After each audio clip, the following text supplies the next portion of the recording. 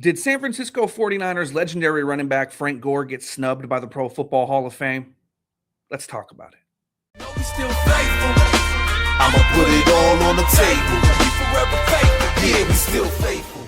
While it was revealed on Thursday that one 49ers legendary running back made the Pro Football Hall of Fame in Roger Craig, it is the omission of another that I want to talk about here in this video, as 49ers all-time franchise-leading rusher Frank Gore was not selected for the Pro Football Hall of Fame on his first go-around. He was not named a first ballot Hall of Famer. And it has 49ers fans feeling some type of way. So I wanted to go ahead and make this video here and just kind of talk our way through it and see where we land, because we all know what Frank Gore means to 49ers fans. He was the heart and soul of a downtrodden 49ers franchise in the mid to late 2000s. He was one of the very few reasons to even watch the team most Sundays during those years. And he meant the world to the legions of 49ers fans who descended upon Candlestick Park in some of the darkest times in franchise history. But let's talk about Frank Gore and his candidacy for the Pro Football Hall of Fame, because I have no doubts at the end of the day that Frank Gore will be a Pro Football Hall of Famer. He has the resume, he has the numbers. It's going to happen. But this video is about whether or not Frank Gore should have been named a first ballot Hall of Famer. Frank Gore's career spanned 16 seasons across 5 teams, playing for the San Francisco 49ers, Indianapolis Colts, Miami Dolphins, Buffalo Bills, and New York Jets. He played 16 years in the NFL at one of football's most, demanding positions at running back. He tallied up 16,000 career rushing yards, which is good for third all time behind only Emmitt Smith and Walter Payton.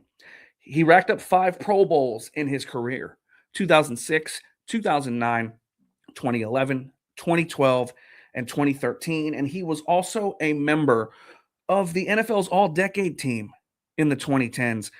His 241 career games is the most all-time by a running back in NFL history.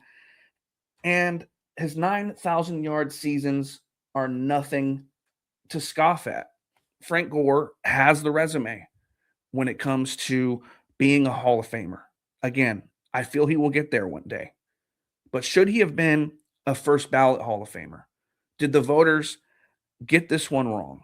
Before we ultimately decide whether that is the case or not, I just want to talk about again what Frank Gore meant to a certain generation of 49ers fans. There were a lot of 49ers fans like myself who grew up at Candlestick Park during those down years from 2003 through 2010, some of the darkest times in 49ers history. And Frank Gore, being a third-round pick out of Miami in the 2005 draft, was virtually an afterthought by a lot of NFL teams.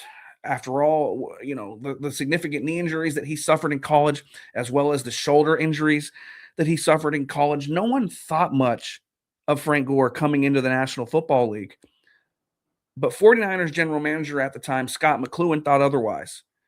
And when he picked Frank Gore out of the University of Miami in that third round of the 2005 NFL draft, he picked the greatest running back in 49ers history and someone who epitomized what the 49ers were all about.